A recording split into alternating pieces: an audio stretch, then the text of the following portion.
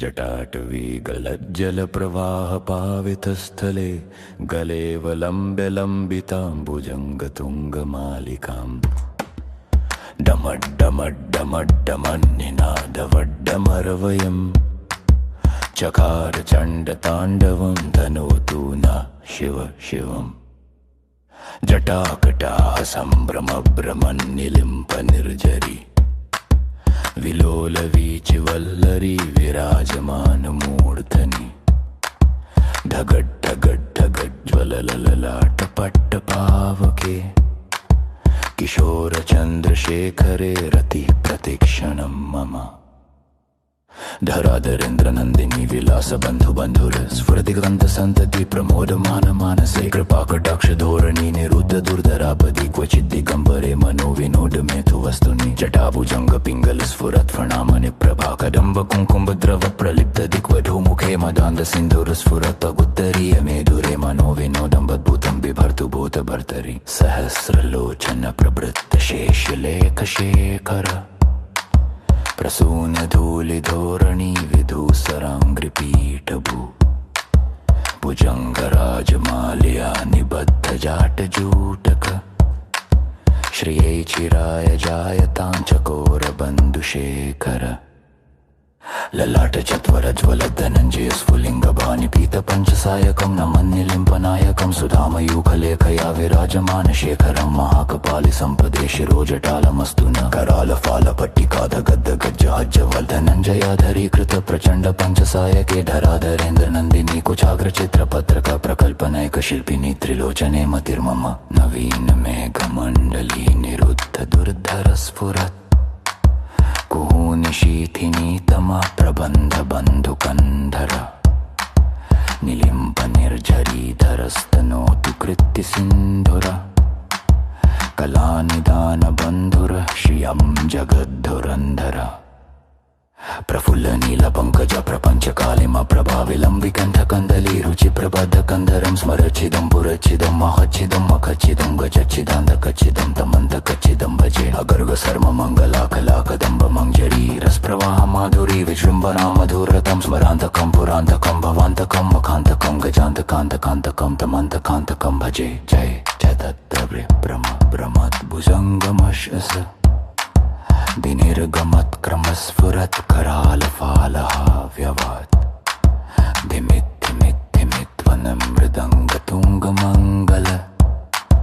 ध्वनिक्रमप्रवर्तित प्रचण्डताण्डव शिव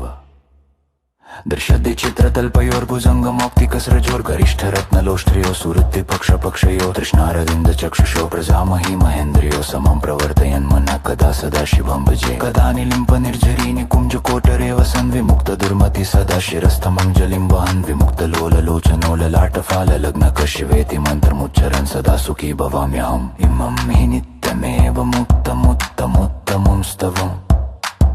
पठन् स्मरन् ब्रुवन् नरो विशुद्धिमेति सन्ततम्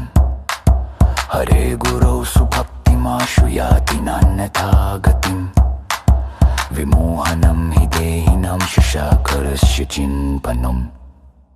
तुषारसरिसमहितशिवभक्तिगीतं विवं सम्बभूजलपरं दाटपिर्पदो स्वीकस्य स्थिरं थकजिन्द्रदूरङ्गायितां हिष्णीं सति विसूं छिन्ददतातिशम्बम् जटाटवी गलज्जलप्रवाहपावितस्थले गलेवलम्ब्य लम्बिताम्बुजङ्गतुङ्गमालिकाम् डमड्डमड्डमड्डमन्निनादवड्डमरवयम् चकार चण्डताण्डवं धनोतु न शिव शिवम् जटाकटाः सम्भ्रमभ्रमन्निलिम्प निर्जरी विलोलवीचिवल्लरी विराजमानमूर्धनि ढगड्ढगड्ढगज्ज्वलललाटपट्टपावके किशोरचन्द्रशेखरे रति प्रतिक्षणं मम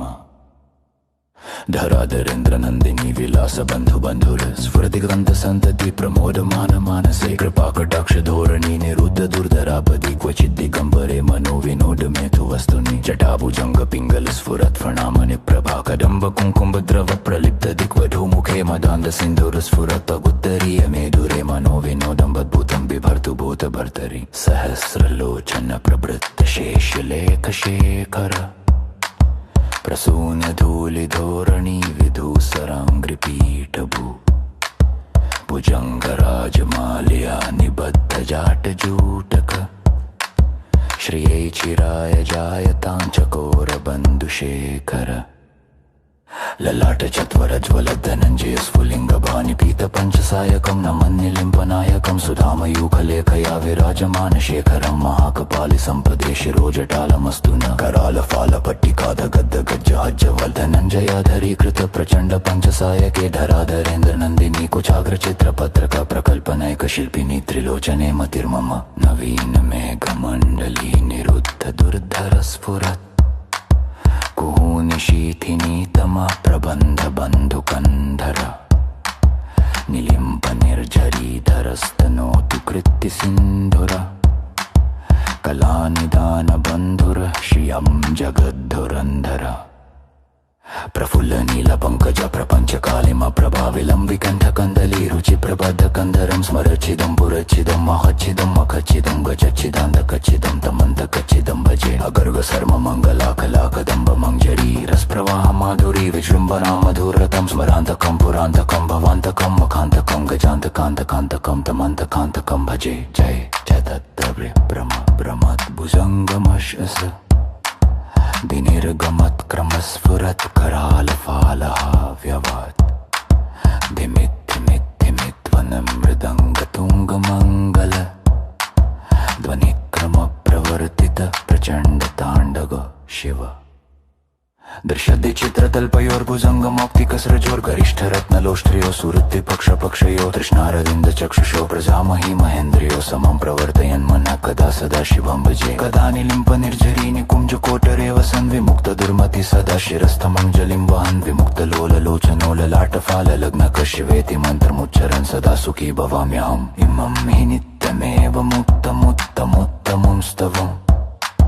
पठन् स्मरन् ब्रुवन् नरो विशुद्धिमेति सन्ततम् हरे गुरौ सुभक्तिमाशु याति नान्यथा गतिम् विमोहनं हि देहिनां शिशाकरस्य चिन्तनम्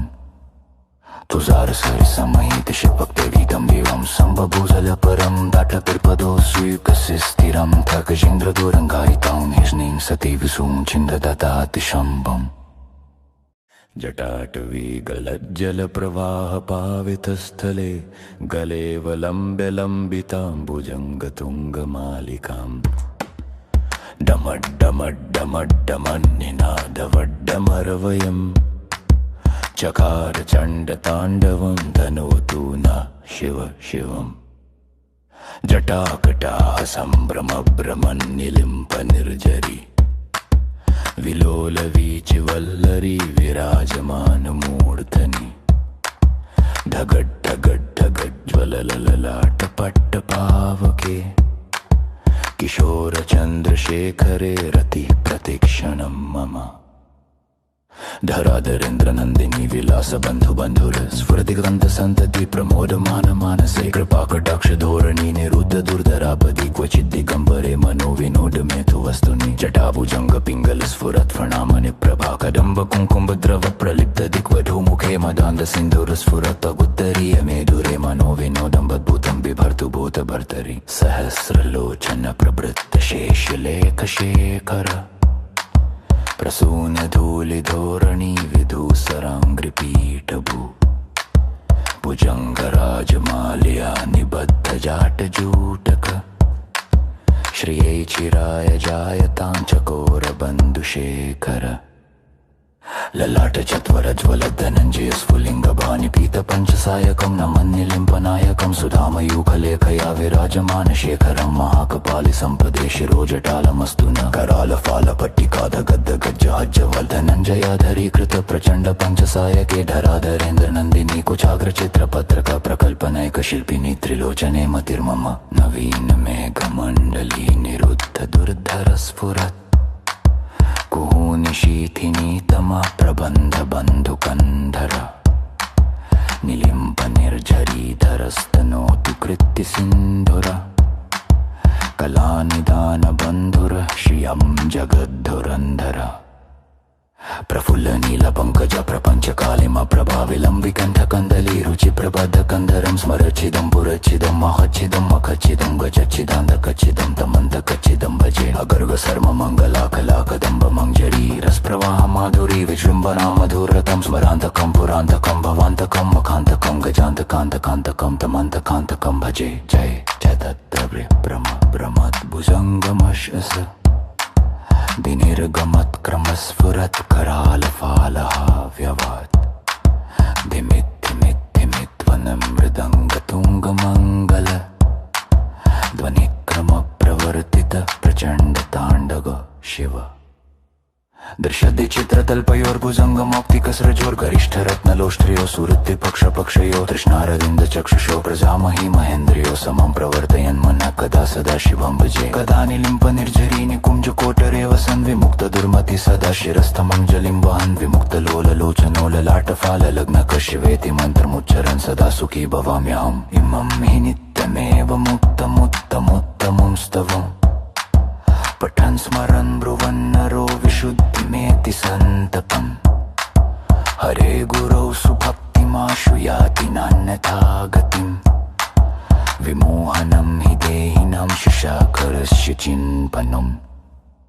तुषारसरिसमहितशिवभक्तिविदं दिवं सम्बभूजलपरं दाटकृपदो स्वीकस्य स्थिरं थकजिन्द्रदूरङ्गायितां हिष्णीं सति विसूं छिन्ददतातिशम्बम् जटाटवीगलज्जलप्रवाहपावितस्थले गलेवलम्ब्यलम्बिताम्बुजङ्गतुङ्गमालिकाम् डमड्डमड्डमड्डमन्निनादवड्डमरवयम् चकार चण्डताण्डवं धनोतु न शिव शिवम् जटाकटाः सम्भ्रमभ्रमन्निलिम्पनिर्झरी विलोलवीचिवल्लरी विराजमानमूर्धनि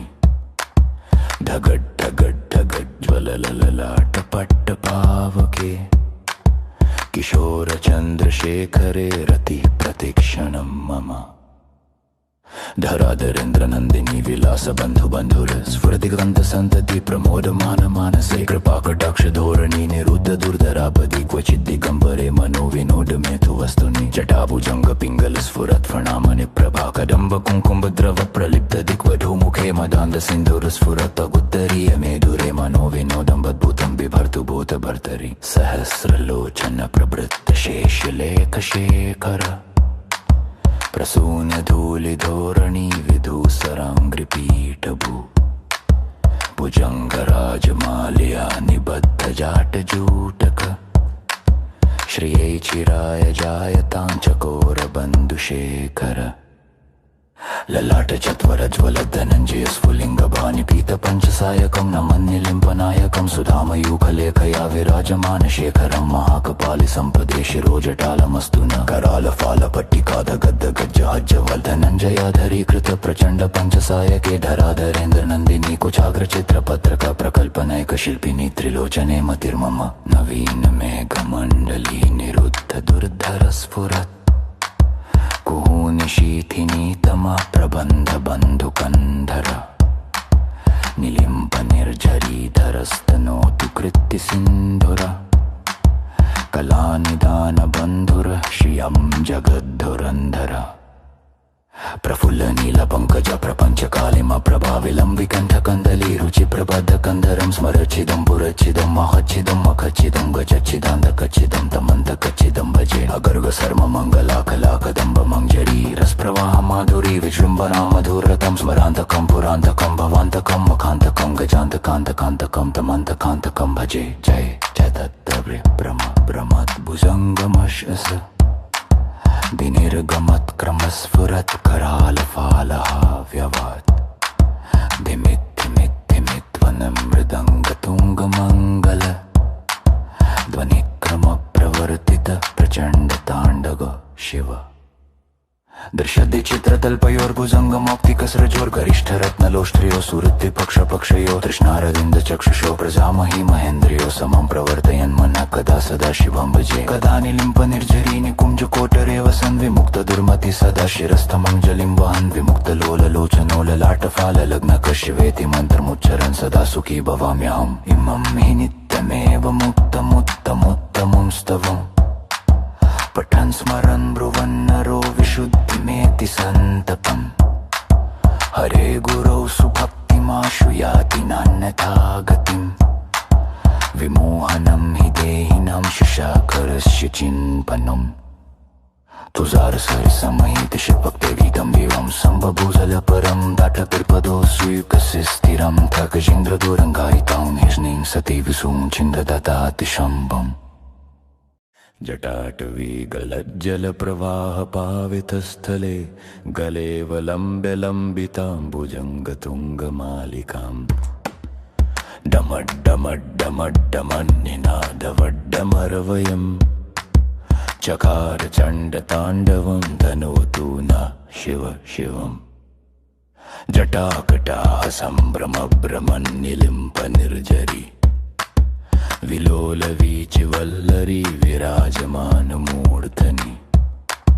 ढगड्ढगड्ढगज्ज्वलललाटपट्टपावके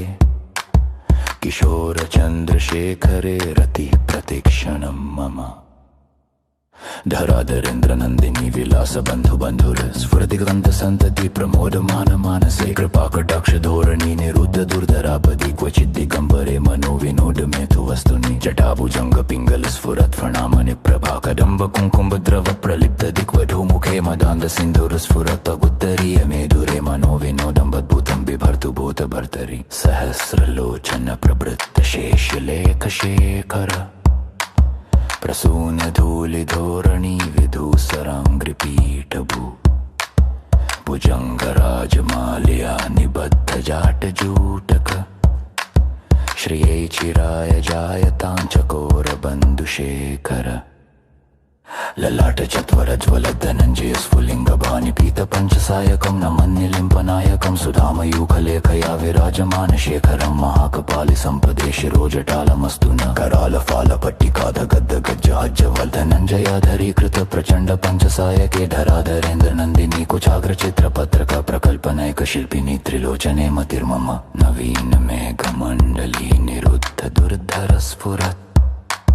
कुहूनिशीथिनीतमा प्रबन्ध बन्धुकन्धर। निलिम्पनिर्झरीधरस्तनोतु कृत्य सिन्धुर कलानिदान बन्धुर श्रियं जगद्धुरन्धर।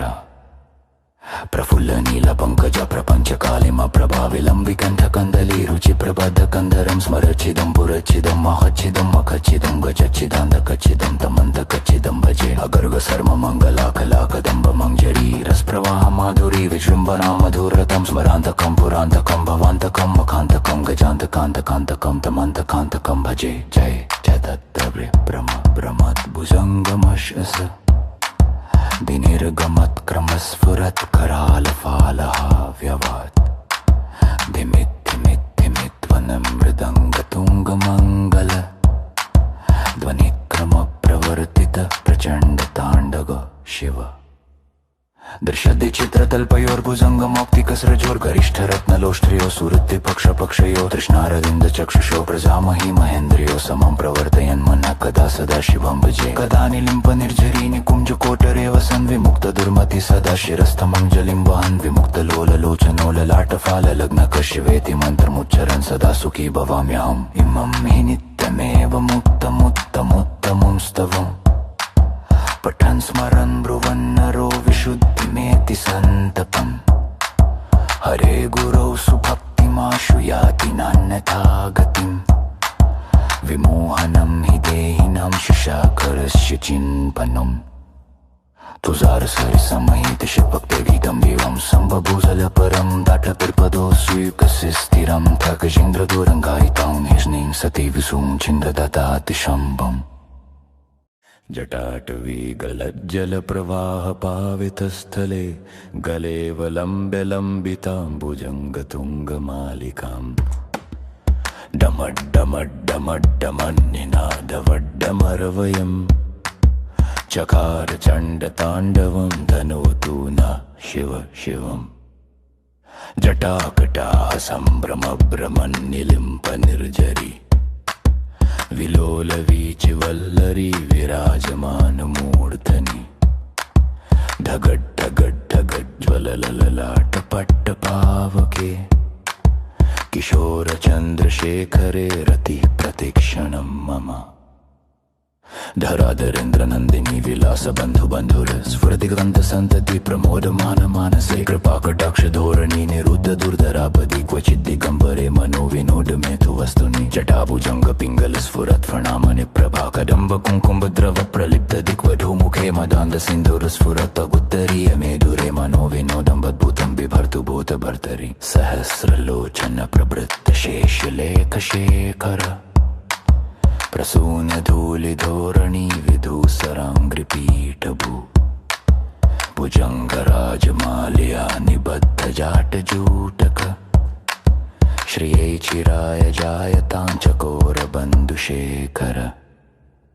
ललाटचत्वरज्वलद्धनञ्जय स्फुलिङ्गभानि पीतपञ्चसायकं नमन्निलिम्पनायकं सुधामयूखलेखया विराजमानशेखरं महाकपालि सम्पदे शिरोजटालमस्तु न करालफालपट्टिकादगद्दगज्जहज्जवर्धनञ्जयाधरी कृतप्रचण्ड पञ्चसायके धराधरेन्द्रनन्दिनी कुचाग्रचित्रपत्रक प्रकल्पनैकशिल्पिनी त्रिलोचने मतिर्मम नवीनमेघमण्डली निरुद्ध दुर्धरस्फुरत् कुहूनिशीथिनीतमा प्रबन्धबन्धुकन्धर निलिम्पनिर्झरीधरस्तनोतु कृत्तिसिन्धुर कलानिदानबन्धुर श्रियं जगद्धुरन्धर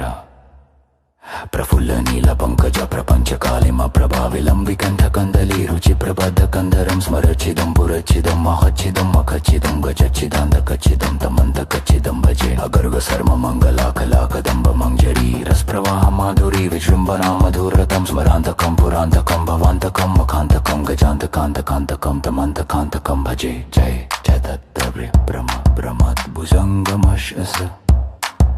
विनिर्गमत्क्रमस्फुरत् करालफालः व्यवत् धिमिद्धिमिद्धिमिध्वनं मृदङ्गतुङ्गमङ्गल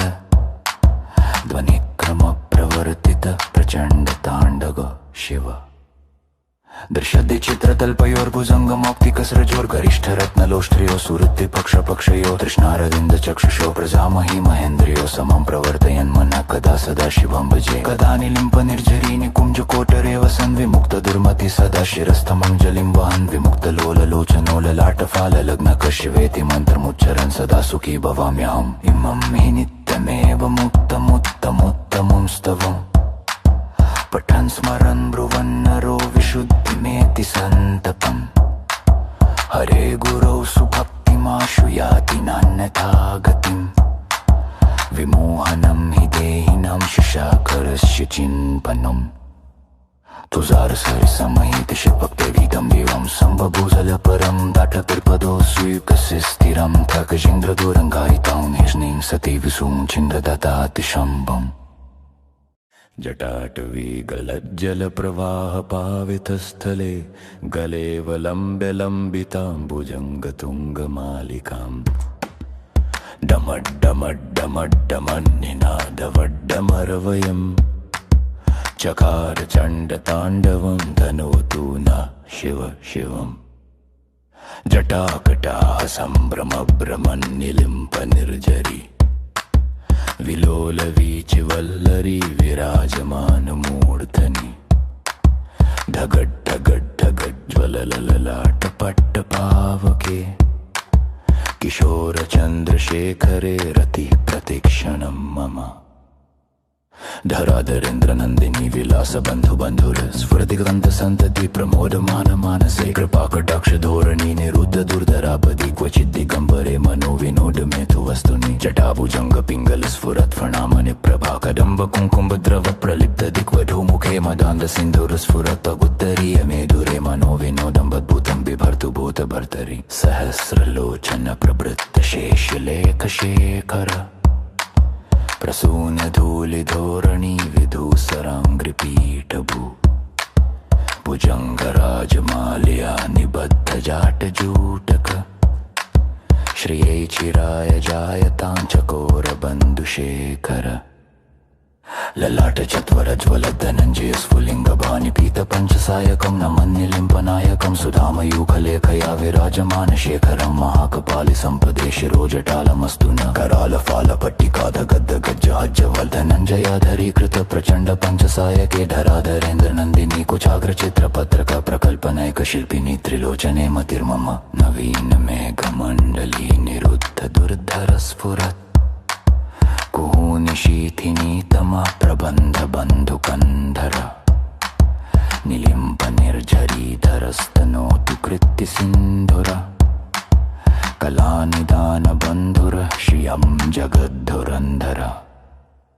प्रफुल्ल नील पंकज प्रपंच कालिम प्रभाविलं विकण्ठकन्दली रुचि प्रबद्ध कंदरं स्मरचिदं पुरचिदं महच्चिदं मखच्चिदं गजच्चिदान्धकच्चिदं तमन्धकच्चिदं भजे अगर्ग सर्व मंगलाकलाकदम्ब मंजरी रसप्रवाह माधुरी विजृम्भणा मधुरतं स्मरान्तकं पुरान्तकं भवान्तकं मखान्तकं गजान्तकान्तकान्तकं तमन्तकान्तकं भजे जय जयदत्तव्रे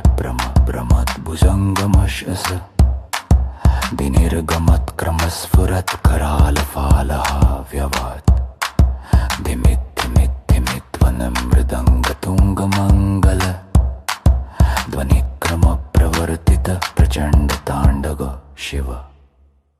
दृश्यते चित्रतल्पयोर्भुजङ्गमौक्तिकस्रजोर्गरिष्ठरत्नलोष्ट्रियो सुहृद्विपक्षपक्षयो तृष्णारविन्द चक्षुषो प्रजामहि महेन्द्रियो समं प्रवर्तयन् मनः कदा सदा शिवं भजे कदा निलिम्प निर्झरी निकुञ्जकोटरे वसन् विमुक्त दुर्मति सदा शिरस्थमञ्जलिं वहन् विमुक्तलोललोचनो ललाटफाललग्नक शिवेति मन्त्रमुच्चरन् सदा सुखी भवाम्यहम् इमं हि नित्यमेव मुक्तमुत्तमुत्तमं स्तवम्